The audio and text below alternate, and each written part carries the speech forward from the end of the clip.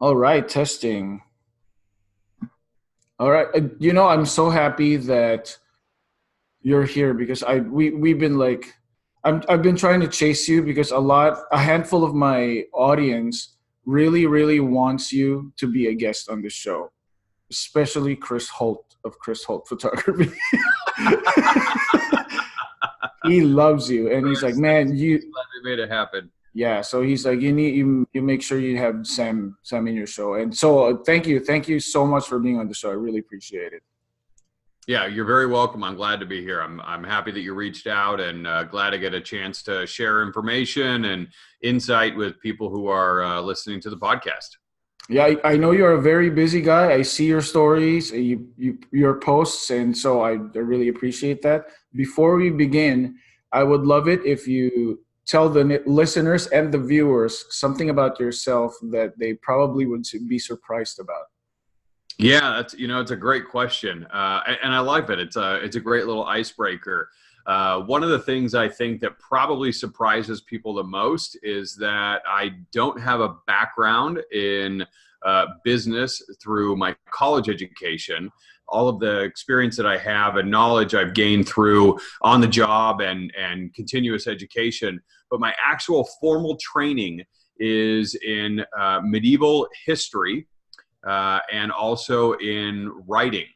And so, way back when, 20 plus years ago, when I was in college, I thought that I wanted to be a management consultant. And so, I initially went to college for that. And then I thought, that's not going to be fun. So, I took a year off from college. I rode my bike through Europe for about 4 months. And when I came back to school for my sophomore year, I decided to switch my major to English, and then I added on history as a second major. And that's what I ended up graduating college with. A lot of reading and writing when it comes to, European history and all of the things that go along with that. So it was, it was an interesting time in my life and something that I'm really glad that I have, and actually provides a lot of helpful background, surprisingly, for what it is that I do now. Well, European history that and medieval, right? Yeah. What I'm really curious. Like, what attracted to you to that aspect? I was one of those kids that made it through high school without really reading much. I just kind of went off of my natural aptitude for figuring things out. I mean, I did well, but I just didn't really love reading. And when I went to college, I didn't really find much inspiration then either. But when I went on this bike tour, which was really a transformative experience in my life, I was 20 years old. I was on a bike with a friend, and we camped our way through Europe. And there really wasn't a lot to do. We could ride bikes and hang out and talk with each other and read and journal. And so I picked up books wherever I could find them, English language books. And I read a ton. And I read probably everything I should have read when I was in high school. And I read a lot about the areas that we were going through so I could learn about them and what it is that we were, the buildings that we were going through and the museums that we were touring. And I just fell in love with it. And when I got back, I decided that was something that I wanted to spend more time doing, things that I loved, and it was always interesting to me. And I thought, I can find ways to take the approach, the learning approach, whatever it was, European history or whatever, and apply that to my day to day. And it was something that I loved then. I love now. I read only nonfiction. Every once in a while, I'll read fiction, but I read biographies for fun. I read books about history. I just started a new book about the discovery of a manuscript in 15th century Germany and the impact that it had on the medieval Renaissance. Whew, man. Why not, right? I mean, it's different interests for different people, and this is just the kind of stuff that really interested me and has kept it ever since. That's funny because when I was growing up, I'm one of those kids like you that went through high school and college without reading books. And I never thought I would enjoy reading until I started reading business books. Those are the only, like, if you go to our house, like here in the office, I have like a bookshelf here. that's just filled with business books because that's the only thing I read. And yeah, I guess it's whatever sparks your imagination and whatever sparks your interest is. You just need to look for it, right? Yeah, it's there, and when it happens, it happens. And for me, it happened while while doing that, and it's never left. It's great. Yeah, that's amazing. So now I want to ask you about your origin story, like how you started, how you got into this industry, and what you're up to right now. Yeah. So, like I mentioned a few minutes ago, I had initially gone into college because I wanted to get into consulting work. I've been a born problem solver ever since I can remember. I love doing jigsaw puzzles and crossword puzzles. When I was younger, I remember my mom would bring me to a bookstore and I could pick out anything I wanted and I go straight to the math workbooks. I loved problems. And when I was in high school, I started doing some work on some charter schools and some statewide programs that were directed at problem solving for corporations. And so I went into college with high hopes of doing that. And like I said, I was a little bit disenchanted by it, took a break, and I started doing some writing. And I wrote for magazines for a little while. When I graduated high school, or my folks had moved up to the San Juan Islands in Washington State. They had gone there on their honeymoon in the 80s and decided that that's where they wanted to retire. So when I graduated high school, and within a year they had moved up to the San Juan Islands from where we were in Portland, and I would visit them while I was in college. And they ended up living near a resort that was very famous as a boater destination in the Seattle area. And I got a job there after college waiting tables, which is what I had done throughout college. And I fell in love with the place. And after bouncing around, traveling for a little while, I ended up back at the resort after my first summer, and I got a job as a manager working in the bar. And I loved it. And I love being around the people. I love the challenge of doing new things. And I loved supervising. I love being a leader. And so I worked in the restaurants, first as a server, then as a bar manager. Eventually I was promoted to a restaurant manager, and I started ordering beverage and helping to design menus. And then one day I got pulled out of the restaurant and was put into the event manager role when the then event manager had left to go and take care of a sick relative. And so I was thrust into the event world very quickly. I had no training other than my catering and my hospitality background. And I did it for a summer, and I absolutely loved it. It was it brought together all the things that I really enjoyed with operations and leadership and sales. And it was, at the time, the resort was really open to seeing how things could develop and what could we do. We were selling weddings, and we were servicing them, but we weren't really sure if it was something that we wanted to do with any real intentionality. And so I decided that I was going to lead the team and try and grow the venue into a nationally or at least regionally recognized property, and that was kind of my goal. So I set out in the Great Recession, terrible timing, but set out in 2007, 2008 to really make our mark in the area. And after 6 years, we had won the distinctions that we wanted to from the local magazines and vendors as the best destination in the Northwest. It's actually won every year since 2012. And I helped grow the sales at such a huge amount that it was something that really demonstrated to me how successful the distinctions that we won were related to the financial the financial rewards that we got as a benefit of that, and that was exciting to me. So we quadrupled sales in the time that I was doing the sales there. And I thought, I'm going to try this out in a bigger market, in a luxury market for a different type of company, to see if I can replicate what it is that I had done at this venue over at a different company. And so I moved across the country and I worked for Todd Events, which is a planning, decor, design firm out of Texas. We had offices in Dallas and Houston. Todd had been in business for over 20 years, and he was at a real pivotal point in his career where he wanted to move the company in a direction that would be a good match for where he was at in his own interest and professional development. And so I worked with him for a couple of years.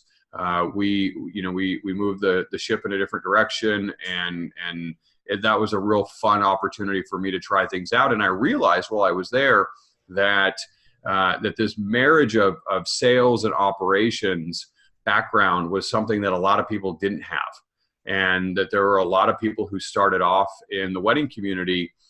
They got into their career and started their company because they wanted to do something creative, or they enjoyed a technical challenge, and they didn't really have a lot of business background, and they didn't have a lot of sales experience. And I thought, with all these entrepreneurs starting things up, they're going to need some help. At some point, their natural ability, luck, connections, their natural charisma will run out. And instead of growing like this, they'll start to plateau.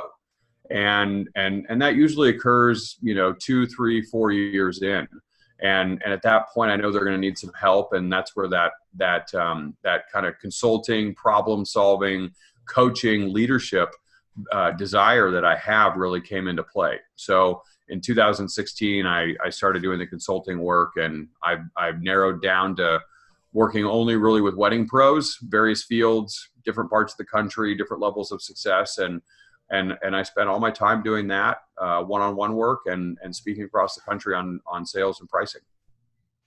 I love that you're doing this specifically for wedding pros, because we're all most of us are small businesses, and the thing is, just like what you said, we're here for the creativity or the technical challenges, but we never really had most of us at least never really had a background on business, but we just jump right in.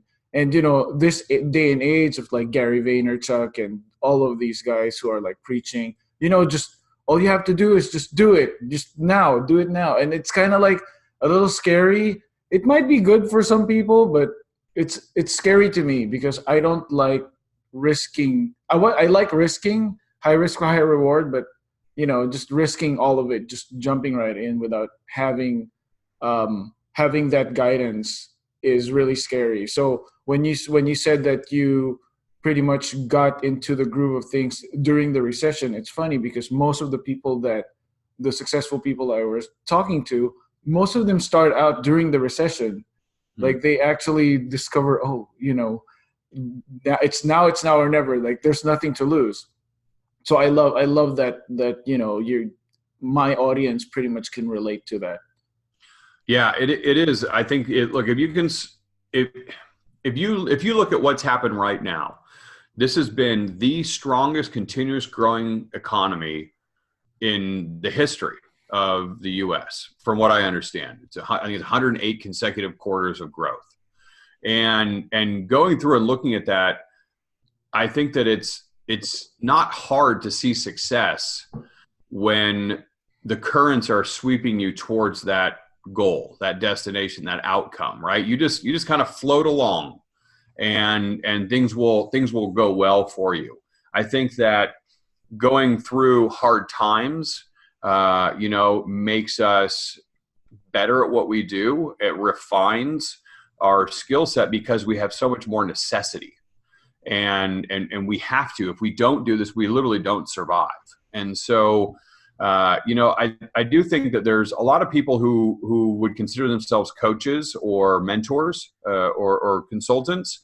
And I think, one of the things I think is really important for people who are in a position to hire somebody or maybe to have somebody solve a problem is to make sure that somebody's an expert in the area that you are looking for. One of the reasons why, I'm not typical in the sense that, like you said, I focus only on people who are in weddings and events.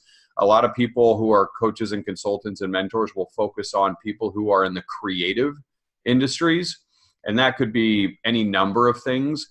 That's not me. I know weddings, right? I mean, I've sold maybe, $10 million or so in wedding services directly. I've booked 500 plus events myself. I fielded thousands of inquiries. I have climbed that mountain over and over and over and over again. And I know not just one path, but I know many paths that are there. I've done it for more than one company. I've done it in more than one field, and more than one market. And I think that what makes that important is that this is not something that just worked for me. This isn't something that worked when the economy was good. This isn't something that worked in any creative field. This isn't something that I've been doing for 2 or 3 years and I found success with my own business. This is something that's worked for over a decade, over a dozen years in different cities and different markets, different fields, different types of operations, and frankly, different types of business owners, right? Because not everybody's the same. And just because it worked for you doesn't mean that it's going to work for somebody else. So there's skill in not only going through the work and doing it yourself, but also in being able to teach and train and help other people in a way that's going to be impactful for them. That's a whole nother skill that's required that I think a lot of people miss out on, and doesn't translate when they end up hiring somebody. I think the advantage too is that this industry is so young. Surprisingly, it's a very young industry that 10 years ago, when the recession hit, there were no guides, there were no mentors that you could actually pay and ask. So fast forward 10 years later, those people who experienced 2008 now can be mentors and be coaches because they actually went through the whole process of just going through the hoops and stuff. Mm-hmm. And I think that's the advantage of the people who are starting out right now, is they have this access to a lot of people who, just like what you said, or you could mentor someone in the creative side or business side. So I feel like that's actually one of the advantages, and I'm so happy that I meet people like you who are doing this specifically, and I love that. I love that. Well, good. I'm glad to be here. I'm glad to do what I do, knowing that it's of huge help. I've always been a helper. I've always loved helping people, and in all different stages of my professional development, it's really been rooted at taking an understanding of the world and taking a ton of information that's coming at us, and then really digesting it and then articulating it in a way to be able to help people get not just the core information, but also a successful path forward on how to understand and then apply. And that's where, kind of coming full circle into this idea of this background in history, is that's really what a historian does, right? A historian takes a bunch of primary documents or firsthand accounts, does a ton of research, does it from all different fields, all different perspectives and aspects, listens to different experts, does his or her own hands-on research, and then synthesizes that into a way to explain it to people who want to learn about it, but don't have the time to devote, or the interest, or even the expertise or skill to understand it. And so that's really what I found myself doing 20 years later, is taking these two shelves, right, of books that you see back here that, like you, are filled with business books, buyer psychology, decision-making theory, behavioral economics, influence and compliance and persuasion, marketing, websites. I've read 2 books just on how to ask questions in a survey, and taking that kind of information and then applying that to the practical world of actually doing sales work has, I think, been something that's created a unique perspective for people who listen to me on podcasts, or work with me one-on-one, or hear me talk at conferences or workshops. Man, I'm so excited. I swear. Well, good. Well, let's dive in. Yeah. Actually, I want to ask you first, because I feel like this is an important question for people who are in the creative industry. Just like for me, I have this, more than anything, I have imposter syndrome still. But just like, because I remember you said you like reading books, and ever since you were young, you were a problem solver. I never I never saw myself as a problem solver. I've always been the creative kid. Not that I'm saying you're not creative, but I've always been this kid who's just daydreaming all the time and always imagining. But now that when I got into the business and I've been reading business books, I'm like, I, I feel like I want to be a leader, but I'm not a problem solver, like not naturally at least. So it takes me more steps to get to problem solving than probably you, because you're naturally a problem solver. So what advice could you tell creatives before they start molding themselves into becoming like a leader?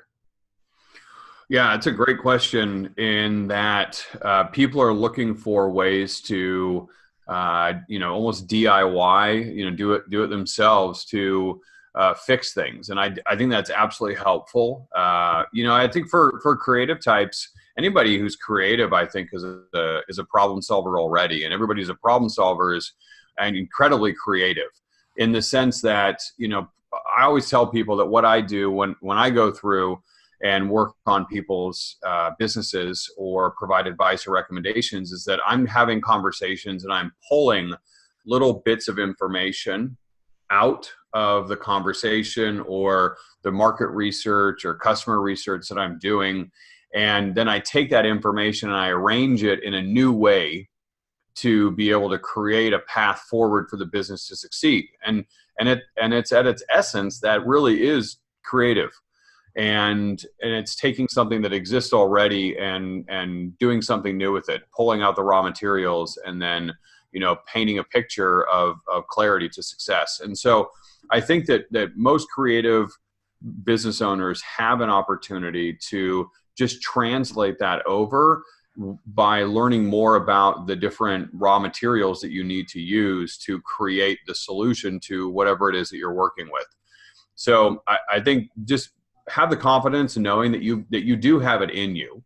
And just like any skill set that you've got to learn, most people, unless you're a Beethoven or a Picasso or somebody who was born being incredibly gifted, which is like 99.999% of us are not that person. And we got to work hard at what we do. We got to practice. And after hours, hundreds, thousands of hours, after fielding, all of the work that you need to practice, then you're finally ready to actually do some good work. And I think that that's something that we all have to remember, is that you can't just try it once or twice and expect to see great success whenever you do anything new. And so it's important for, I think, people to know that they can problem solve, to know that the information, the tools are out there, to know that they're not going to get it right the first time or the second or the 10th or the 100th, that it's going to take some time. Know that it's easier when you have a guide or an expert who is modeling what that looks like. And I think eventually you'll start to recognize patterns, which is really what I think all great masters do, is they recognize patterns very quickly. And so when how do you know when you're ready to consider yourself somebody who's good at doing what they do, is when you don't have to think about it. It just happens. And I think that that's something that, that you can work towards if you want to, but also there's not necessarily a reason to do it. Just like I wouldn't go through and do my own video work, I would hire somebody to do it, because I don't need to spend 10,000 hours trying to get good at it. I can just hire you to come in and do it. It's the same with somebody who's in there doing a very specific area of your business. Just look for them for expertise and guidance, unless you really want to learn it and apply it for all time. That's such a great answer. So you're pretty much saying it's like a journey. Like you're gonna meet the master. What movie was that? When the student is ready, the master will appear. Yeah. Yes. Exactly. Was it Batman or something? It is. It's something. I think it might be Batman Begins. Yeah. But yeah. It's something like that. So it's a journey. And speaking of journeys, Yeah. Yes. let's talk about the meat of our interview, which is the buyer's journey. Yeah. I'm really interested in this because when I was starting out, all I thought was, just show your brand to the people, and then they're gonna be attracted to your brand, and then that's it. Yeah, and that's what I think. That's what a lot of people, hope, because it would be a lot easier if that were the case.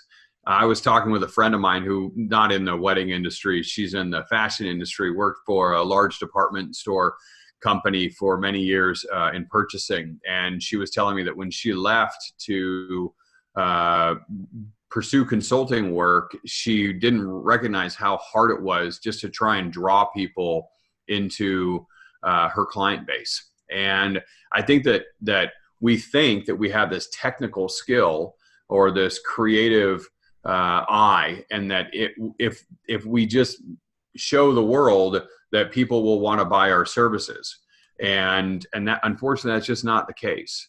And it takes more than just a $16 a month subscription to Squarespace and a few hours building a website and getting an Instagram feed to build a successful business in the event community.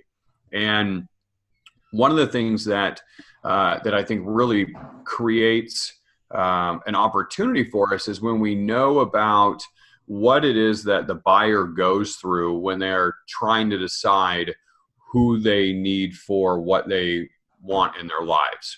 And this applies to anything that people are buying, not videography, not music or entertainment, in DJ services, not planning or photography, not even anything in the wedding world. This is just how humans make decisions, right? So when we're buying things, there's a guy named Eugene Schwartz who came up with these 5 stages of awareness 50 years ago, back in the 60s. And so these 5 stages of awareness are really important because they demonstrate how somebody makes a decision or becomes aware of and then makes a decision and takes action. And these stages of awareness are unaware. This is totally unaware, don't even know that they have a problem or that there are solutions out there. They're in the dark. And that's the first stage of awareness. Second stage is problem aware. They're aware that they have a problem, that they have a need, a pain point, and that's the second stage. Third stage is solution aware. They're aware that you offer a solution to their problem, but they don't know anything more than that. The fourth stage is product aware, and that they know that not only do you offer a solution, but you have very specific products that will address the needs that they have. And then the fifth stage is totally aware or most aware. And this is basically ready to buy. Like they're ready to move forward. They're ready to take action. So these stages of awareness are important because we recognize and have recognized for at least 5 decades that we have to provide the right information at the right time and in the right way to our buyers before they're willing to move through these different stages of awareness. People aren't going to go from totally unaware to ready to buy like that. It doesn't happen. It may go quickly, but they're going to go through these different stages. And so our job is to really help guide them through those stages by directing messages that will move them from unaware to problem aware to solution aware to product aware, and product aware to ready to buy. And so what we're doing in marketing and then specifically in sales is helping move people through those different stages. And it's not easy. It's simple when you know how to do it. It's simple, but not easy. And I think that what a lot of people lack is just the general knowledge that or appreciation that you can't just put your product out there and have people see it for the first time and then go, you know what? Like, I cannot wait to write you a check for $6,000 for your video work. Where do I sign? Yeah. That's just not how it goes. And it's weird because, well, so for example, for us, people, whenever they inquire, sometimes we get vendor referrals, or they see our Instagram or something, and they inquire, and then they say, this is the style I want, and they show other people's videos, which usually for photographers and videographers are like, but haven't you seen our work? So what the funny thing is, whenever the wedding's done, and then we show them our style with their video, they love it, and they completely forget about the other style that they originally wanted. So I feel like the awareness, you're right, there has to be, they have to, you have to provide the right info at the right time when you're going through the steps. You do, and one of the things that, like, see, what you're talking about right there is this idea that most people don't know what they want. You know, they don't know what they want, especially for things that they've never done or they've never bought. And they know what they don't want, right? They know what they don't want, and they know what they've seen elsewhere or that they've experienced in the past that they want to do again. So, you know, as an example, I do this with my wife all the time. You know, she and I will talk about what to do for dinner. And, you know, she just yesterday, she was sitting down here in the office and she was menu planning for the week. And she's like, "Hey, babe, what do you want for dinner tomorrow night?" And I'm like, "I don't know. What do you want?" She's like, "I don't know." And, right. I mean, like we all do this, right? Like this is a pretty normal thing. So she's like, no, seriously, what do you want? I go, okay, how about this? I go, let's do Mexican. And she's like, no, we did Mexican yesterday. I'm like, okay, great. So we're not doing Mexican. How about Indian food? She's like, babe, you know that really gives you heartburn, and like you wake up at 3 a.m, so then I wake up and I worry. So we're not doing Indian. Okay, so we're not doing Mexican. We're not doing Indian. What about Vietnamese food? No, you know what? Like, it's just too hard. We can't get the good ingredients here on the island because and so it goes, right? Until I'm finally like, great. So it sounds like we're doing Italian because Italian is all that's left. So that's kind of an example, I think, of what goes through people's mind is that I don't know what I want. And our job when we, as wedding pros, is to help people articulate what they want.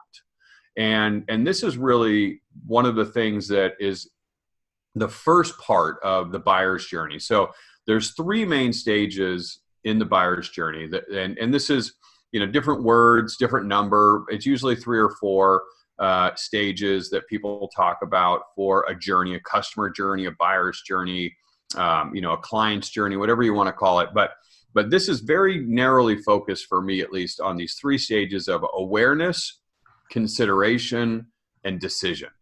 And in the awareness stage, the most important thing is to identify the needs that the client has.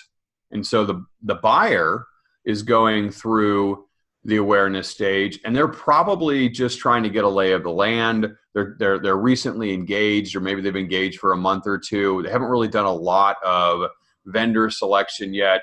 They're just trying to learn the language that people are using, the jargon that people are using. You know, I mean, who really knows the difference between full service, partial, and month of planning, right? Like that's something that you've got to learn about. Or if you're getting married and you want to look at a venue, and you, like, some catering sales manager says something like, oh yeah, like the venue fee is X amount of dollars, and then we've got $15,000 minimum on the food and beverage, but that's not plus. And you know, if you have a guarantee on rooms that you're going to take for the venue, and you can have an attrition rate of 20%. What that's all a foreign language, right? So they're like, these wedding couples are getting married. They're super excited about what's going on. They're telling all their friends and family. They're you know, they've got their Pinterest board. I think something like 1 in 4 couples will actually start planning, or at least one of their people will in the relationship will start planning before they even get engaged. So they're ready to go, and then boom, they run into this wall of ignorance. They don't know anything, and all of a sudden they recognize they don't even know what questions to ask. They didn't realize how complex it was going to be, and how overwhelming all of the choices are. And so that's typically when we run into people as wedding professionals, is when our potential clients are in this stage. I think for us, we never assume that the client already knows what they want. But so what we do, instead of trying to educate them, we educate the vendors that refer them to us. Just so they have, because the vendors, especially the planners, they already have an idea of what we charge and what our style is. So when the couple asks for a videographer, the planner already knows what to say. And that way, there's, because I feel like these couples, they talk to at least 20 videographers, multiply that with a photographer, with a DJ, so they have so much information, right? So how do you feel about that, like just educating the vendors that we work with, and have them, like the planner talking to them, okay, here's the videographers, but this is the styles, and you choose, instead of like having 100, 500 emails just in one go. How do you feel about that? Is that like a good awareness strategy?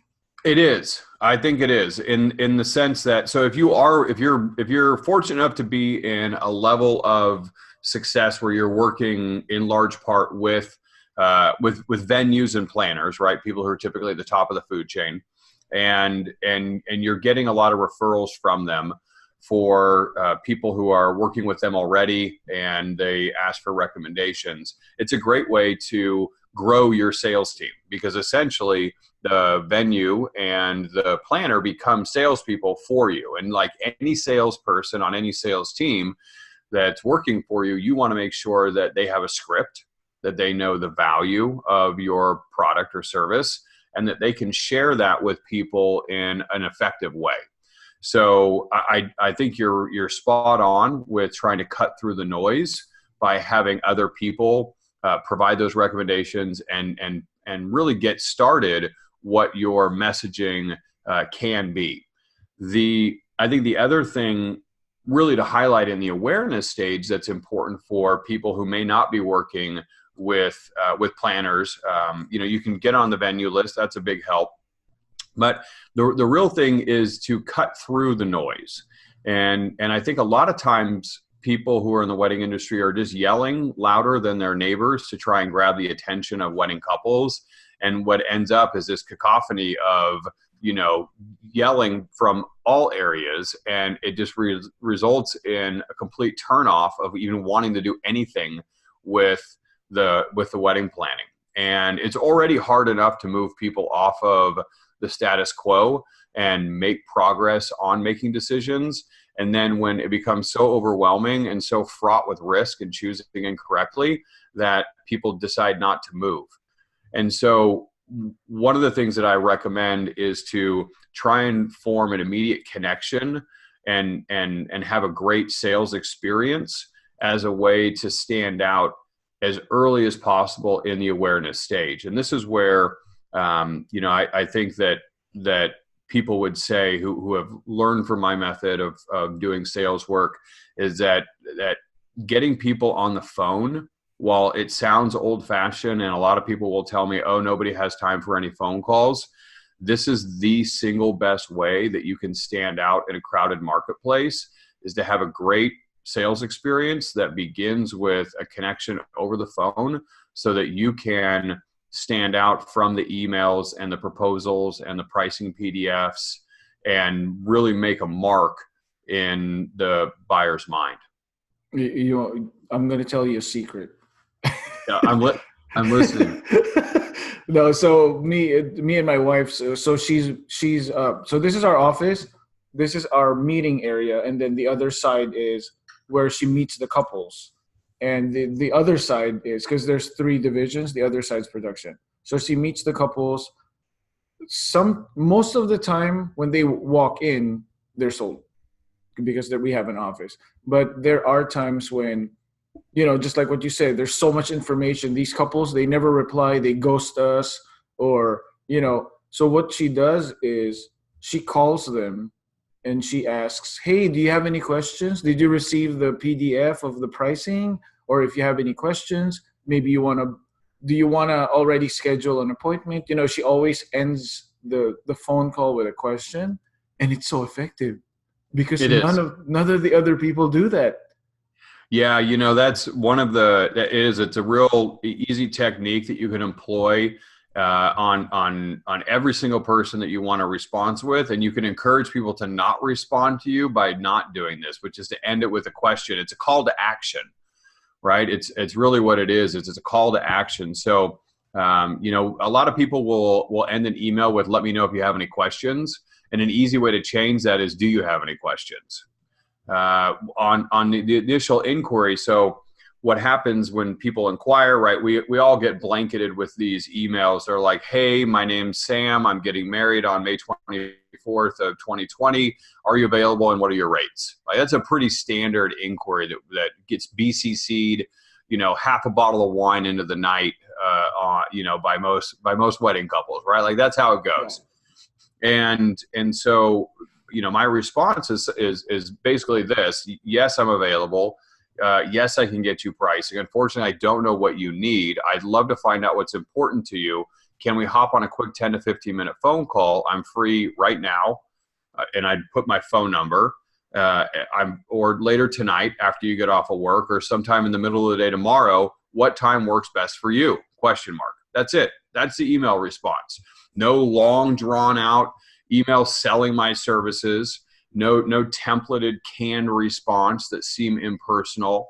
I'm not attaching any information that's specific, because if I'm giving everybody the same information when they inquire, I might as well just put it on my website. Right? I might as well just put it all on my website. If I'm saying the same thing over and over again, I'm just wasting my time, and I'm wasting their time, because they now have to inquire to get that information rather than just finding it on my website. There should be nothing so important that you can't just put it on your website, unless it's related to connecting with the person, finding out who they are, how many people are involved in making a decision, what's going to impact their decision making, uncovering all of their needs, and then setting up the opportunity to create a desire for them to want your services.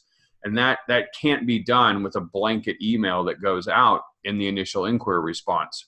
So I think getting that part down will really help reduce the amount of people who don't follow up with you, and increase the setup that you have for a real connection with somebody about your wedding services and how you can help them. I feel like also this day and age in social media, people have a really short attention span. So if you have like a long ass email about your services and blah, blah, blah, they're never going to read it.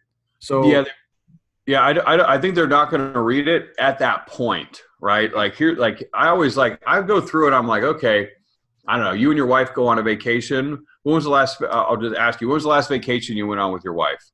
3 days ago, we went to Florida. Okay. All right. And how long were you in Florida? We were there for a week. Okay. Did you stay with family or friends, or did you stay in a hotel? We stayed in a hotel. Okay. So what was the first thing that you did when you were thinking about your vacation before you even decided on Florida? Look for a hotel. Okay. Did you look for a hotel, or did you try and find your dates? Oh, we tried. Yeah, we did our dates first. Yeah. Okay. And then I'm guessing you probably went and you looked at the airplane tickets, right? Airplane tickets. Yep. Okay. Did you buy the airplane tickets before you decided on the hotel, or did you do it all at once? We did the plane tickets first, and then we looked for the hotel like 2 months before. We bought the tickets December, and then the hotel's like a month before the vacation. Okay. And then when you bought, or when you were looking at your hotel, did you just pick a hotel, or because you liked the photos, or did you pick a hotel, I'm guessing because you were looking at like the things you wanted to do in that area, and you're like, let's find a hotel that's kind of central, right? Yeah. And then you were like, okay, so geography was a criteria. You wanted something that was, nice enough, but maybe not over the top, right? So like decor and the feel, services. Price was important, right? And all of those things kind of came together. And that I think is where, like, if we can I'll do one more thing. When you were making your final decision, did you pay attention to what you were deciding? Did you read reviews? Did you read, like, you did research? You were like, what kind of restaurants are around this hotel? Yep. How much are the Ubers going to be? How long will it take us to get to the air? Like, you did some real thorough research before you finally decided to pick the hotel, right? Yes, including social media. Like, we went on the hotel's Instagram and see, are people actually having fun? Because, the pictures can only do so much. So when you go into the Instagram and you watch stories where the people tag them, you'll see the actual place and what it looks like. So just like a very thorough way of researching. for And sure. when you went through and did you you looked at probably every single photo that was out there, right? Yeah. About the rooms, about the pool, Yep. uh Including the irrelevant photos. huh, and the beach, right? Like, were you Yeah. near a beach? Okay, Yes. so you I'm looking for a spring break destination. We're deciding between Loreto, Mexico, and a little town north of San Juan del Sur in Nicaragua. I'm like zooming in on like the texture of the beach. I want to know what the sand looks like Yep. in front because I want to know if it's going to be comfortable to lay on it. So the like when we were first looking for what we wanted, I wasn't really sure. I was like, I want to go on a family vacation with my kids, and we have to go, like, we have April 9th through the 19th. That's our window. And I go to kayak and I hit explore. I'm like, where in the world can we go that's nonstop or one stop with a short layover for a reasonable price? And then we narrowed it down to 6. And then we started skimming through all the stuff. We didn't read a lot. It was all images, and we got referrals and recommendations from our friends. And then we started looking at what it would be like to actually travel to each of these places, and then what were the houses like. And then now we're down to I kid you not, our big decider right now is what is the water temperature in Loreto versus the water temperature in Nicaragua. And we're finding that the water temperature is 11 degrees warmer in Central America than it is in Baja California. And I kid you not, that is probably going to be the deciding factor for us. Oh yeah. So I bring this up in detail because I want people who are listening to this or watching this to recognize that while people may not like to read a lot in the beginning, when they're being flooded with options, they will do a ton of research as they get down to making the decision. And they will dive into everything that you have. And because risk is the biggest criteria when deciding who to choose at the end of the buying decision, if you don't have enough information, or you don't have enough of the right kind of information, or you don't have enough reassurance through social proof like testimonials or reviews or being published or featured, if you don't have those things there ready for people, they will not book you. Yeah. And so we don't, like, while I don't want to provide a lot of information in the beginning, my initial email will be literally like 60 to 80 words. And all I want to do is get them on the phone. At the end, I may provide them with boatloads of information that they can go through to feel more comfortable and confident in making the decision to choose me. So just like with me, when it comes to like at least choosing hotels and restaurants, if I go on Yelp or their website and I see that their photos are 10 years old, I'm like, I don't want to eat here. It's probably like a different chef now, or the hotels, the sand's probably different looking. So I feel like that should be part of when everything needs to be updated as well when you're trying to be raise the awareness of the client towards your business. It is. There are, and it's all little clues. And this is why the sales experience starts the moment that they land on your website. Sales is about problem solving. It's about finding somebody's problems and offering a solution with your services or your product. That is what sales is. And so when we provide a great sales experience, the potential client expects that same experience to continue as a customer. And if we don't provide a great experience early on, or there are indicators that we're not going to provide that early on, then they will expect that not to be there during the actual customer experience. So here's an example. Speaking of websites, people want to feel reassured. And so they look at your photos, like you said, and if they're not up to date, then and at the same time you're like, you know what, I'm always on trend, I'm always keeping up with what the latest things are that we need to do with video work, or if you're a DJ, like I'm up on the latest playlists, or if you are a photographer, you've got the best presets, or you've got the newest greatest lens that's going to be able to capture the depth of field, whatever it may be, right? If you say that you are doing that, but then your website looks 4 years old and has 5-year-old photos on it, there's going to be this incongruity. and you're going to be saying one thing, but they're experiencing another, and it doesn't quite connect. Another thing you could say is that you provide a personalized experience, or you create the wedding of their dreams, or whatever it is that you say, like, I make it about you. But then on your website, all you do is talk about me. Or you send out a generic email with generic packages to people with generic pricing, and there's no personalization, there's no customization, there's no interest in listening to what it is that that particular person wants.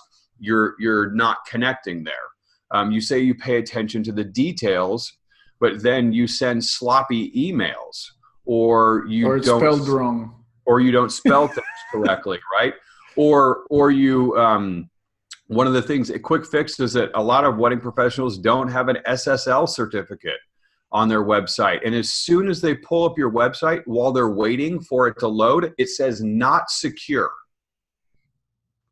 I mean, who wants that, right? Who wants to go into a store and not feel secure?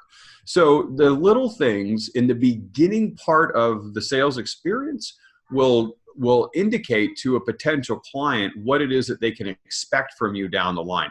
And one of my favorite quotes from Ralph Waldo Emerson is, "Your actions speak so loudly, I cannot hear what you are saying." And so this is really important as we go through and we create what is hopefully going to be an extraordinary sales experience. They're going to see what we are doing and how we are behaving with them, rather than listening to what it is that we're saying. They're going to watch what we're doing. And so you've got to make sure that from the very beginning, at the get-go, when they're on your site, in that initial correspondence, the first time you talk with them, the first time you share information with them, that you're not going to do things that will negatively impact what they will predict to be their customer experience. That's amazing.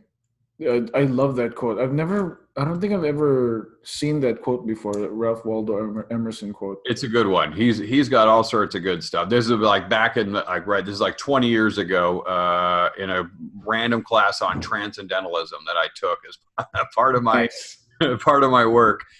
So I think that's a really important part. So, for this awareness stage, when people are trying to identify what their own needs are, the biggest thing that you could do is you can connect with them and let them know that you're going to help them with that. And so, for instance, on your website, having information on a blog post that talks about the problems that they didn't know that they had. So if you're a videographer, it could be something about why most people regret not getting video and pouring all of the money into photo. Or if you are a photographer, it could be 5 things to look your best on the wedding day. It could be 3 things not to do at an engagement session. It could be, as a planner, it could be 3 ways that planners earn their fee by saving you money with other vendors, or like whatever it may be that you think that your clients have problems with. You are going to highlight those problems, and you are going to offer quick solutions for them so that you can move them through these different stages of awareness, from unaware to problem aware to solution aware. And at that point, then you're just trying to form that connection and identify their needs to give them the right product. So that, like, in a nutshell, you guys, that's what you're trying to do on your website. Move them from unaware to problem aware to solution aware, so that they then feel encouraged and reassured that you're going to give them the product that's going to meet their needs. You're helping them form what their needs are, because they don't even know the questions to ask. They don't know it all. So you've got to help. You got to help them. A lot of people call it educate. I'm not a fan of that. I like the term help instead, because I think it puts us in the right mindset that that's what we're there to do. We're there to guide. We're there to guide them along and show them the way, because they've never been. That's good to know, because we just revamped our site to educate the couples. And yeah, that's right. You should, instead of saying educate, just help them out. Just really point them to the right direction. Like, even the questions to ask a videographer, that's a good idea for a blog post. Honestly, it is.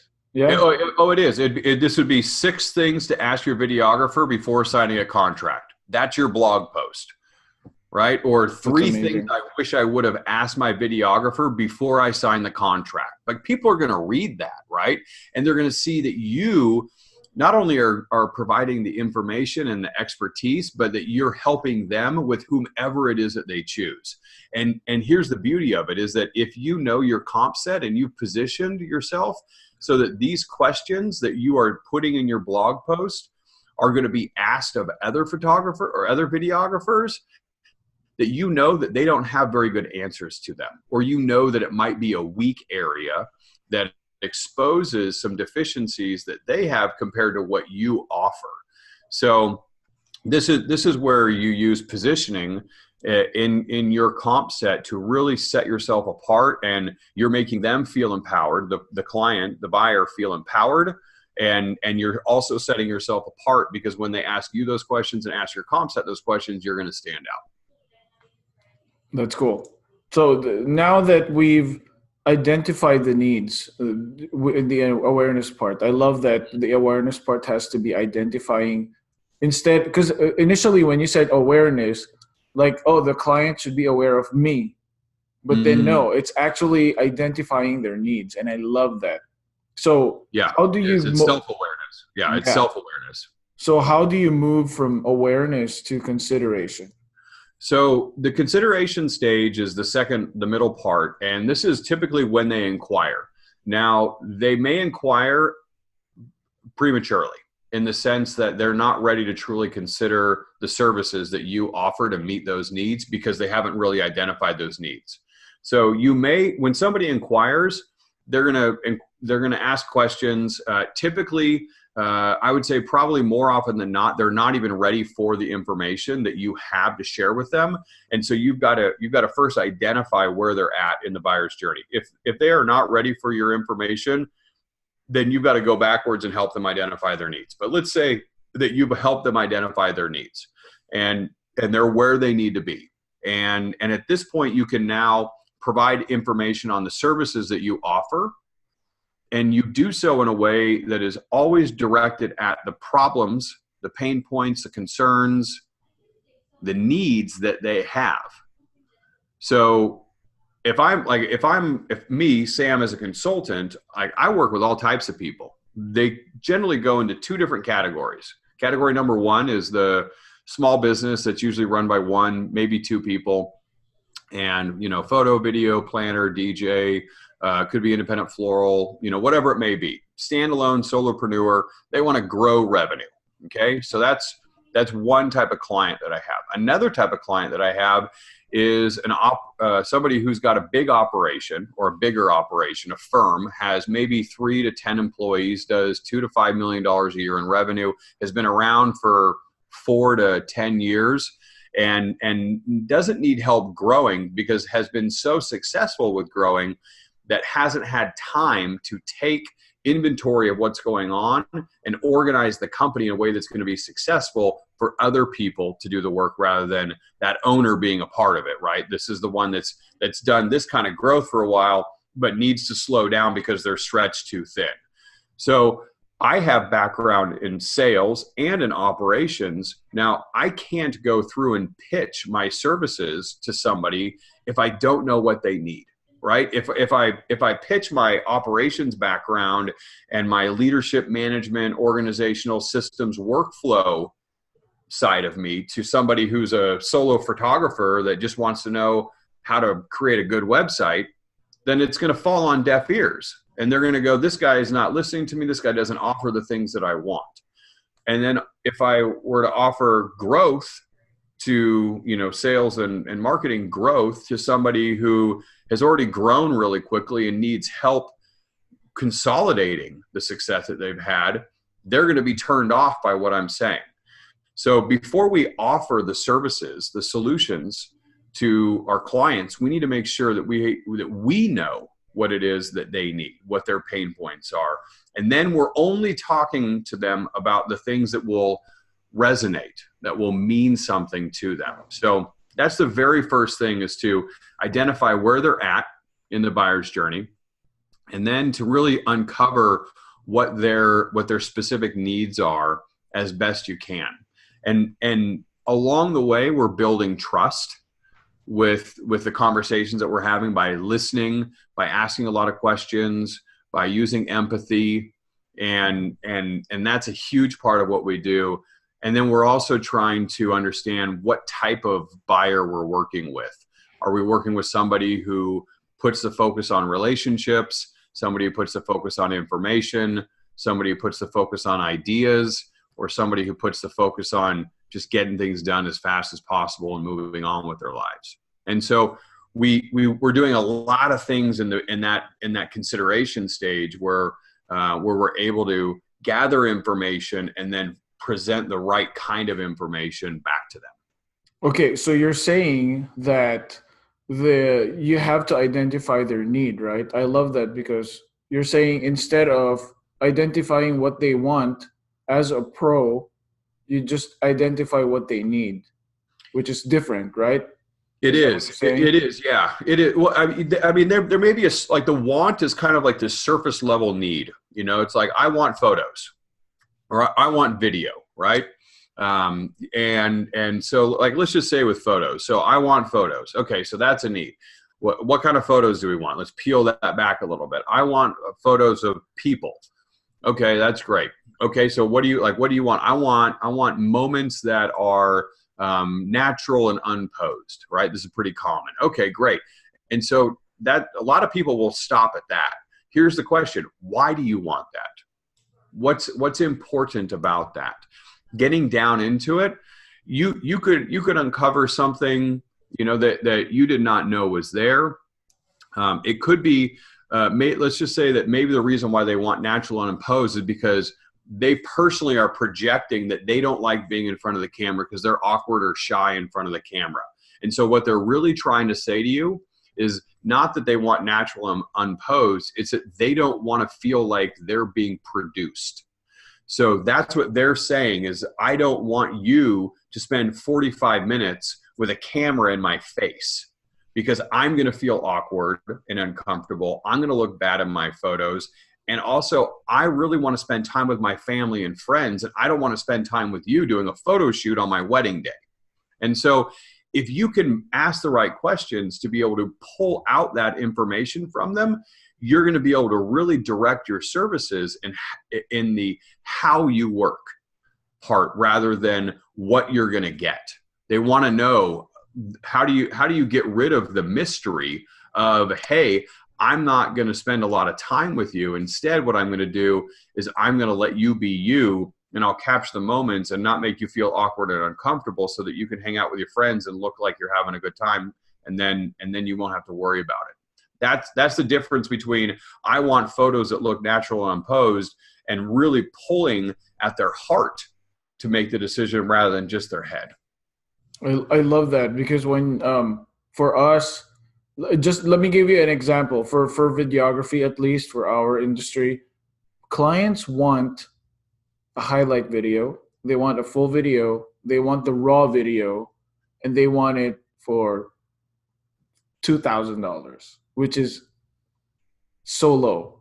So that's where we step in and say, just like my wife, she asks, okay, why do you need a full? Why do you need the raw? You're not going to watch the raw. So she asks the right questions, and in the end she's going to be like, okay, you need 8 hours of coverage, you need 3 videographers, you need blah blah blah. So I think that is where us as a pro steps in. Like, that's what makes us different from our competition or from amateurs, is we have to problem solve it for them, because they don't, just like what you said, they don't know what they're doing. Yeah, they've never, they've probably never done this before. You wouldn't want to ask them how much coverage you need. In fact, number one, they don't know. Number two, they could be just trying to limit it because they don't want to pay a lot. Yeah. But number three, what will happen is that you will find out later that they need more, and then you'll tell them that they need more, and either they'll think you didn't hear what they had to say, or now you're telling them that they're stupid and they don't know what they're talking about, and immediately they're on the defensive, right? So I wouldn't even ask people you know, what it is that they need. I would instead ask questions that you need to identify what the length of coverage is going to be. You know, do you have a sense of the timeline? Oh, really? That's great. Share with me. What does the timeline look like? Now tell me, how important are these getting ready photos to you? You could add, or getting ready, you know, video work to you, or do you want us to stick around to the end? And even that's a question that you might not know the answer to. It would be, hey, do you have any big plans for the send-off? Or do you like how important is dancing video to you? Like, do you like, oh yeah, we just want a little bit, but we don't want a ton. Okay, great. Well, you know that you don't have to stick around until midnight or 1 a.m. because you only need to be around for maybe half an hour after the first dance, because that's going to provide the B-roll footage that you need to make the video that they want. So, and from that, then you've bookended when you need to be there and when you're ready to go home. And that gives you the coverage. And then when you're explaining back to them in your proposal, right, when you've given them your proposal later on in the consideration stage, you are now giving them information that they've told you, and you can say, here's what you've told me. You've told me that you really want a lot of video work done when you're getting ready with your girlfriends. You've also told me that you want video work being done of the groom and his boys getting ready too. And at the same time, you want a lot of attention to the details that you've been working with your planner on, and you want the story told about the details. And you don't really want a lot of video after the first dance. You want just a little sense of the party, because you haven't put a lot of energy into the entertainment, and you don't need that as part of the memory. So then your proposal back to them will be for, say, 8 hours of coverage with 3 videographers, because that's the time frame they need to be there. And you know that at 3 hours of core critical time, when all of it's going to happen at once, you can't be in 3 different places with the groom and the bride and the details. So you have to bring 3 people in. That makes sense to people. When they're considering your services, they're like, oh, I told them my needs, and this is the solution of services to my needs. This makes sense. But if you don't form that connection for them, they won't get it. They won't get why you're offering 8 hours or why you're offering 3 videographers. Okay, that's great. That makes a lot of sense. So, okay, so when it comes to, so consideration is the inquiry. That's when they actually email you and inquire. That's what, yeah, that's when that's basically from, I mean, there's some work on the website. It depends on what you're selling, but there's definitely some work on the website. There's the inquiry, and then it goes all the way through to the proposal when you send them the proposal. To be clear, I'll just kind of give a quick summary of these major stages of what does the sales process look like. So when I'm selling weddings, I have on my website all of the information that they need about the services that I offer, not the products, but the services, like the benefits that they get with working with me. So things like you get, high quality images, you get HD, quality images, you get or film, you get could be background footage, you get a 30-second video for Instagram, you get a 3-minute video for same day edit, and you get a 10-minute full length video, or you offer the different levels that you have there. You would put in there the things that you do. You work with them to help develop what kind of story they want told throughout the day. Whatever it may be, you put the services that you offer. And then you talk about who you are and what your company does and how you work and clients that you've worked with. Why are you different than other people who are doing video? And that's part of the consideration stage, right? Then they inquire, and you immediately try and get them on the phone. That's all you're trying to do, is get them on the phone. And then on the phone, you form a connection, you build trust, you uncover their needs, you find out who they are as a buyer. And then you send them a proposal. Now, the proposal is going to be detailed. It's going to have 8 key components in it, and you're going to tell them what they need to know and why it's important to them. And then you're going to have a follow-up call with them. And on that follow-up call, that's when you're going to address their concerns. and you're going to answer their questions, and you're going to make an ask for them to buy your services from you.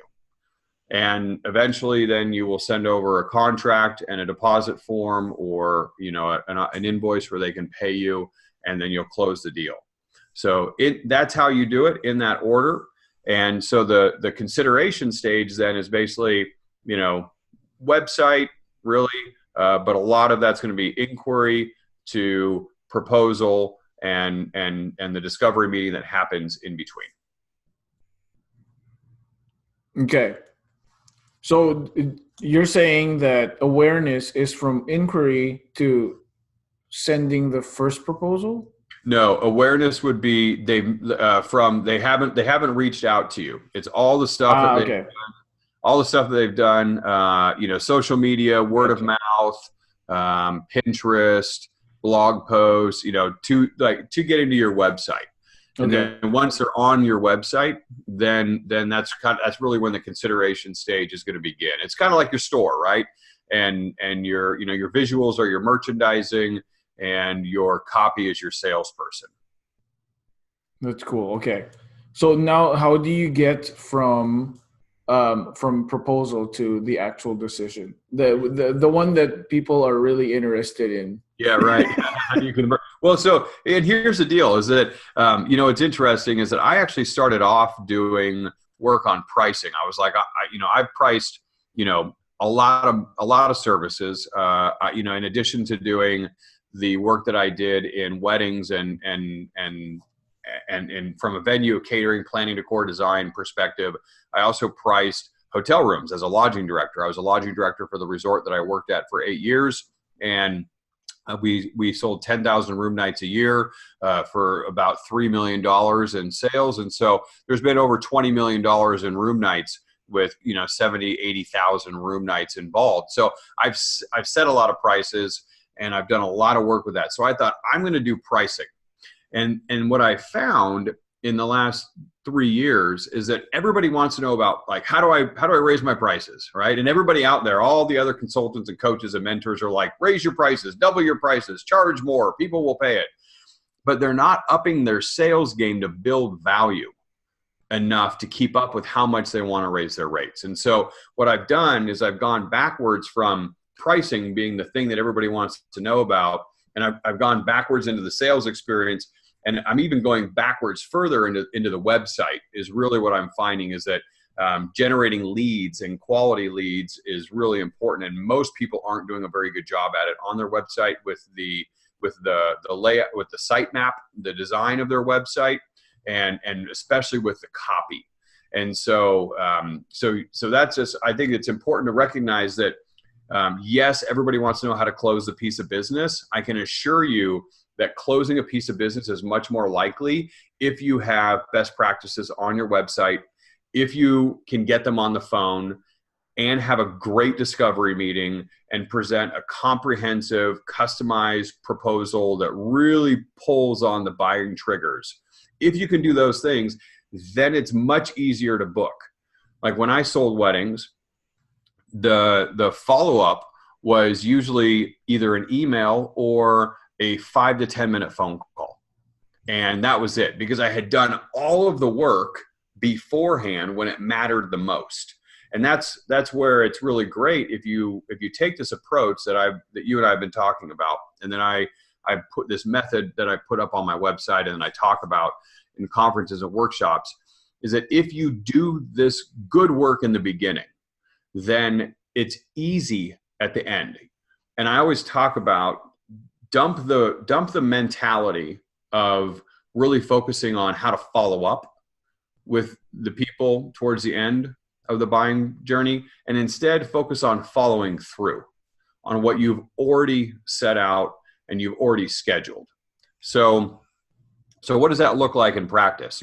So while you're on the phone with them, before you have hung up, before you have sent them over a proposal, you get a follow-up phone call on the books. And you pre-schedule this booking meeting for a few days after they're going to get the proposal so that you can have a chance to talk with them about the proposal. This is like, if this is all you took away from this conversation, you will increase your conversion rates hugely, because what you're doing is you're playing on a bunch of different psychological principles on why people will say yes while you're on the phone with them, and why they likely won't cancel after they've made a commitment and a promise to you. So this is a really big thing. It's really easy. It goes something like this. Paul, it's been great. So great to talk with you. Thanks so much for sharing so much information. I'm super excited about your event. It sounds amazing. I hope that I get a chance to be a part of it. I think that I've got a pretty good understanding of what's important to you and some of the challenges you've run into in your planning of the videography services. Would you like to see a proposal from me? You say, yes, of course, I'd love to see a proposal. I say, great. When are you looking at making a decision? And you say, my fiance and I are going to talk it over, and then we're going to talk with our parents. We're hoping sometime in the next week or two. And so you say, great. What if I sent the proposal to you by the end of this week? Today's Monday. I'm guessing you're not going to look at it until the weekend. Oh yeah, we're not going to look at it till the weekend. We're so busy with stuff, and I'm trying to get a promotion, and my future wife has a big project she's doing at work. Send it over anytime. Okay, cool. I'll send it over by Thursday or Friday. I imagine you're going to look at it over the weekend. What if you and I had a chance to talk about it on Monday or Tuesday after you've looked at it, to answer your questions before you make a decision, so that you know everything you need about what I'm offering, and you have a chance to ask any questions in case I didn't get it right in the proposal? Would it be okay if we had a quick 10-minute phone call on Monday or Tuesday? What time works best for you? And that's it. They'll be like, I'm kind of free in the morning, or like, why don't we do after work, or whatever it is, right? Like, they will tell you when they're ready. And then at the end you say, great, so looking forward to it. I'm going to send you a proposal by Friday end of day. You're going to look at it over the weekend. We're going to talk on Tuesday at 10 o'clock, just 10 minutes. If you have any questions in the meantime, let me know. I'll send an email recap after we get off the phone, so that you have that, because I'm sure that you've got 10 other videographers that you're talking to just like me. And then you send the email recap, and you say, thanks for sharing. I appreciate the information you provided. Here are the important things. Here are the concerns that you have. I'm going to send you a proposal by this date. You and I are going to get on the phone on this date and time. Is there anything I missed? ? Right? And then you send the proposal, and in the bottom of the proposal, you say, I'm looking forward to talking with you more about this on Tuesday at 10 o'clock. Let me know if you have any questions in the meantime, or if you're ready to book, save ourselves some time. Let me know, and we can go from there. So that is a huge part of achieving success. That's amazing. You already sold me. I'm already booking you on Monday. Yeah, well, in many ways, right? In many ways. And so that's the thing. So like this idea of follow-ups, where I send out my PDF and I'm like, I wonder what's going on. If instead you just set an appointment and follow through with the conversation that you've already set up, then you're going to be in much better shape. My experience is that everybody's like, oh, this sounds awesome, but I don't like, that's too pushy for me. So I work with people who have never done this, and within a month or two, they're typically getting 8 or 9 out of 10 of their clients or their potential clients to commit to the pre-scheduled booking meeting. Out of those, 90% of them are going to keep the appointment. So it's the best thing you can do to up your chances of converting an inquiry and a proposal into a client. So that's the number one thing that you can do in the decision-making stage, is give yourself a chance to have that conversation with them, to hear out their concerns, to demonstrate empathy for the position that they have, be willing to collaborate on making the purchase happen through some flexibility, either in terms and conditions, or in services offered, or in pricing. Just know that if you can turn it into a collaboration, then you're much more likely to succeed than if you just say, this is what I offer, take it or leave it. I am speechless. That is, I've been doing this for a while. I've never thought of that. That is such a great idea. It works. Now I don't want to. Now I feel like I don't want to share this episode to anyone because Oh man, that So alone is, oh wow. it is. Right. It's a real game changer. It's it's right up there with getting people on the phone, with learning about buyer types, which we haven't really talked about much. I have a freemium that I've got available on buyer types that goes into it, but that's another game changer. Getting people on the phone after you sent the proposal with this pre-scheduled booking meeting, that's another game changer. Those are really three big things that if you can do in the buyer's journey better than other people, or do them at all because most other people aren't, you're going to find a lot of success. And again, this is how you build value. If you want to drive your prices higher, you have to build value.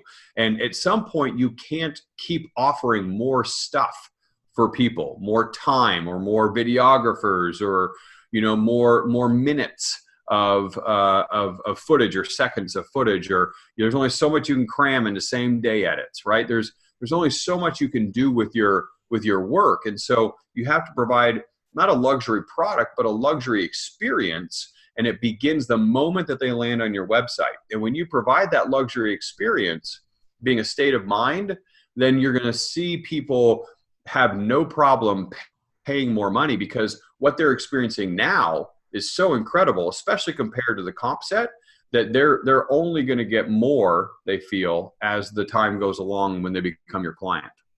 I think that's the one thing that I'm starting to preach now, is for wedding people, wedding businesses, to see their business as a luxury. Like, people don't have to hire a videographer for their wedding. They don't have to have a big party for their wedding. You just get married. That's it, right? So anything past that is luxury. So I feel like people need to look at their product as a luxury, because that's actually, it's a service. Like, you have to, just like what you said, build value, but charge in the right rate to keep your business sustainable. How do you feel about that? Like, treating it as a luxury? Oh, 100%. Absolutely. I was talking with somebody who emailed me after reading one of my blog posts, and she's like, Sam, I'm having such a problem. She works for a big hotel chain, and she's selling as a senior catering sales manager. And she's like, I'm really having a hard time going through and providing the value and distinction against my comp set. And I said, pretend like you don't sell a venue. Pretend like you don't sell a ballroom with a floor, a ceiling, and 4 walls. Instead, just sell an experience of what it's like to work with you and your team and your brand, and what you're going to create for them along the way on the wedding day, and also their family and friends and loved ones at the event itself. Because you're not selling a space or a ballroom or food or beverage. What you're selling is the opportunity to create memories. And so how are you going to sell that? A great memory working with you, a great memory on the wedding date, and a great memory for their friends and families and loved ones on the wedding date. That's what you're selling. So get luxury as a state of mind into your head, and get the fact that you're selling a product or a thing out of your head, because that's not really what you're selling. You're selling a way that people want to feel. And that's done entirely differently than saying, here are my packages and here are the features, take it or leave it. You've got to create that for them at every opportunity. Dude, all these things that you're saying is just, it's funny, because I've been doing this for a long time. I've been reading books, and these are all new things to me, and I don't know if sometimes unconsciously I'm like nodding my head or shaking my head. I don't even know what to do with my head anymore because it's just really, really good information. I really, really appreciate that. Yeah, you're welcome. And I think that there's a lot of stuff going on, right? You and I've gone through a ton. What I recommend for people is to really just start shifting your mindset. And that's the first thing, is that if we can back away that we're selling a product that we create, I love that everybody in the creative world is creative. That's great, but I'm sorry, that's not enough. Every photographer focuses on the photography, but that's not it. It's the photographer experience. You know, it's not wedding planning, it's the wedding planner. It's not floral design, it's the floral designer, right? It's this experience that people want, not just the destination, but the journey. And so I think just start with that. Start wrapping your head around the fact that as soon as they land on your website, that's when the client experience begins. And people want an incredible experience. And so you've got to provide it for them along the way. It's not enough to provide a great video at their wedding or a great photo album when they're done or beautiful floral arrangement or, a seamless event day. What you've got to do is you've got to go all the way back, and you've got to start from the moment they land on your website to the inquiry, to the conversation, to the proposal, to the booking meeting, to sending in their contract and deposit. All the stuff that happens there, that's got to be incredible. It's got to be exceptional, because if it's not, they won't believe that this is going to be exceptional either. I love that you talked about this, the buyer's journey, because not everyone knows about this. And I feel like as people who market and as people who sell, you really, really have to understand what the buyer's journey is, because just like what you said, you're going to guide them through the stages, right? So I guess my last question, probably not the last one, but I don't know if I might have additional, but okay. So we're talking about awareness, consideration, and decision, right? Now, and we've also been talking a lot about website, but I feel like social media by itself is like a totally different new wing of awareness that automatically it goes to awareness, right? But it's been in existence for so long that there's just so much noise out there that existing on social media alone doesn't really help anymore.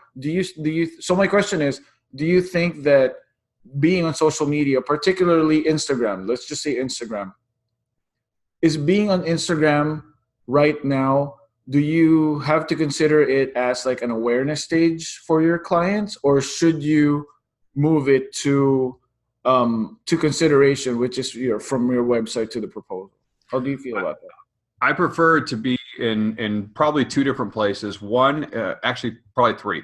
The first is awareness, right? It's the goal of all marketing is to generate leads to your inbox, and everything that happens for social media, the goal is to get to your website, right? That's really what you want them to do. You want to grab their attention, and then they click your profile link, and it should take you somewhere to your website, so that then you can start doing what you need to do there.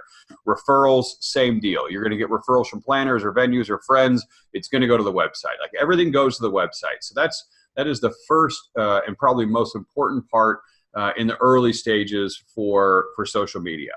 I think second area that social media is super important is in the decision-making stage. And in the decision-making stage, the most important criteria for movement forward to take action and actually book a wedding vendor is to feel reassured that they're going to do a great job. And so the more you can let them in with transparency to your process and to who you are as a trustworthy individual, the more they can trust you and how you deliver the services, the more likely they are to feel comfortable and confident in booking you. And so this is where Instagram stories is a really great way to stay connected with people, because it allows them to look in on who you are, how you work with your clients, how you create events. It's more of that how.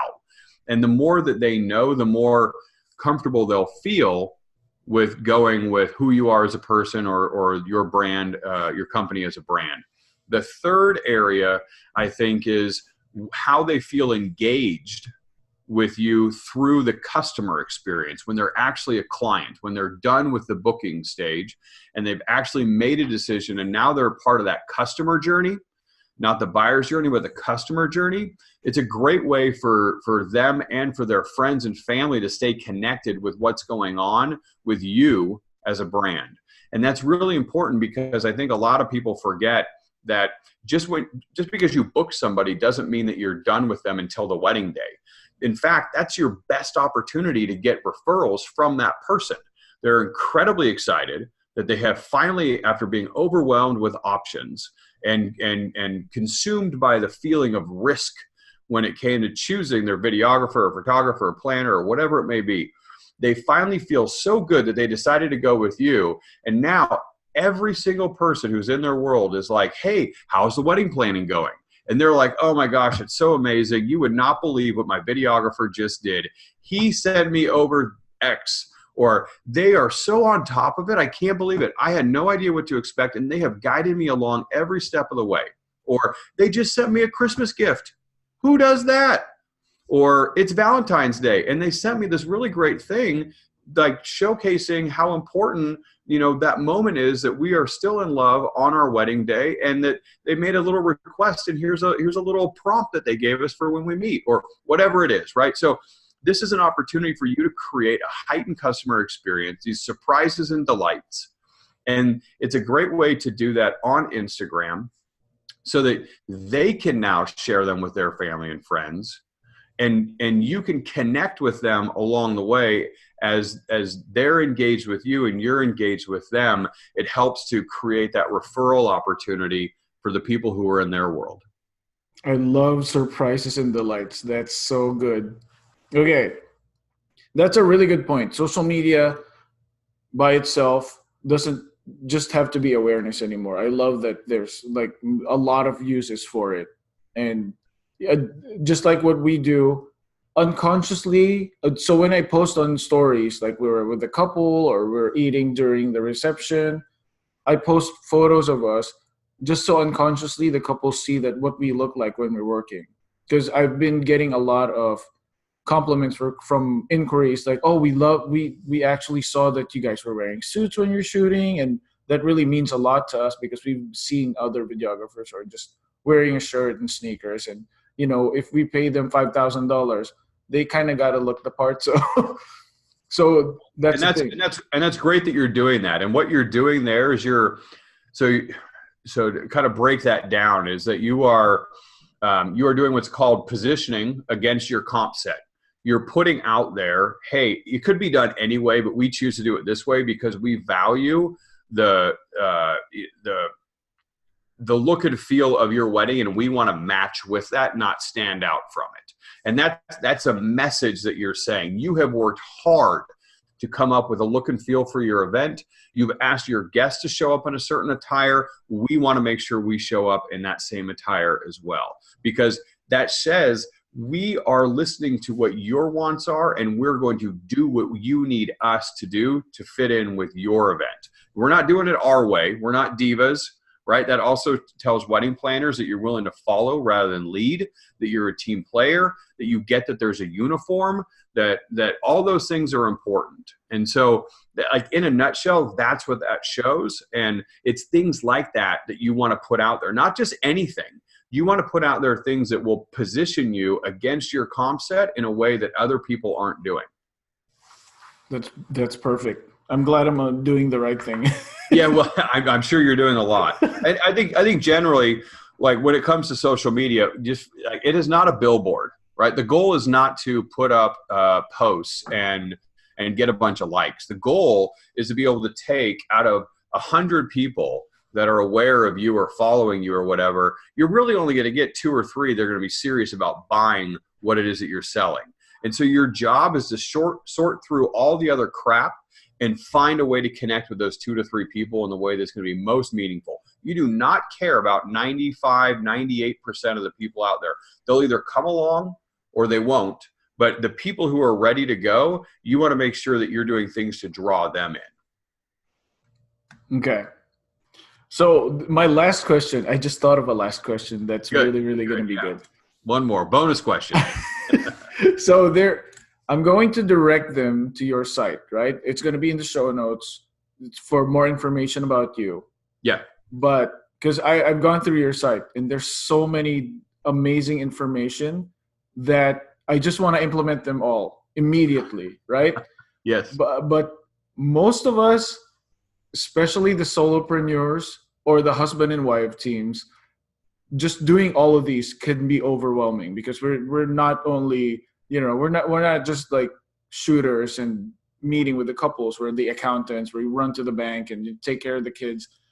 So what advice can you give people, the wedding business people, on not to get overwhelmed with like these things that they've learned today? What's like the best thing that you think they should do? Yeah. Well, I think that one of the most important things is to focus on things that are already working really well and do more of those. So that's one thing. Find out what's actually working in your business and figure out another way to apply that to a different area of your business. So that's a huge thing to do. I think another thing to do is to focus on things that we know work really well. We know that getting people on the phone is a great way to connect. So we know that that's something that's important. We know also that creating a custom proposal is really important. And that's really the first time that you want to put detailed pricing out there. So working on a great proposal, super important. And then we also know that booking that follow-up call before the client or the buyer sees the proposal, that's another big thing that you can do. If you focus really on those three things out of all of it, that's going to give you the most bang for the buck. I would not obsess about pricing. That's not going to give you the type of results ultimately that you want. It's the things that need to be done to justify that price, to build that value in the mind of the buyer. So focus less on the result, which is a high price, and more on the process that you take to get there, which is create an extraordinary sales experience for the buyer on their journey. That's beautiful. I think if you want more information, the information's there on my website, idactionconsulting.com.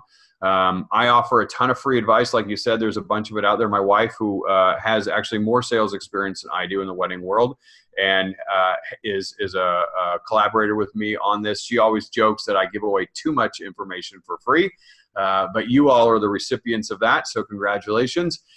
You can go onto my website. The blog has a bunch of information there. If you want to see it delivered to your inbox, you can just hit up idactionconsulting.com/free advice.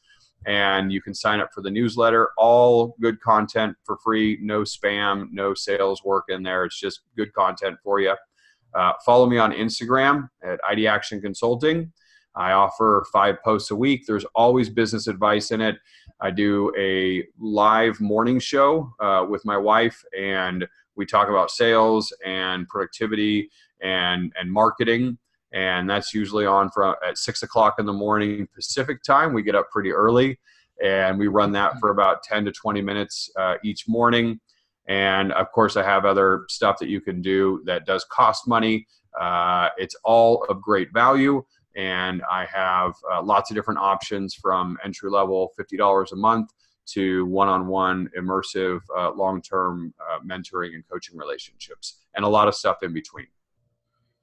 My gosh, I cannot wait for people to go to your site. And guys, I just want to make sure that you understand why Sam is one of the, I really, really pushed for Sam because, well, number one, because people were actually asking for him. But then after subscribing and, following you on Instagram, the value that you bring, I'm just so grateful that we finally did this interview. And I'm glad that this is one of the last interviews for season 1, because I was hoping to save the best for last, and I'm pretty sure I did. So I'm really, really thankful, and you're the best. Thank you so much. I really appreciate it. You're welcome. Thanks for having me on. I hope that the information was useful. And if anybody has any questions, always feel free to reach me out to me. DM or email. I'm available. I love helping business owners. Is why I'm in this business. And I want to make sure that if you've got a question that you need answered, please just let me know. I'm always around. That's my wife. Hi. The money maker. So hopefully I get to interview you on season 2. And I love that. Thank you so much. I really appreciate it. All You're the best very to you, Sam. Yeah, you too.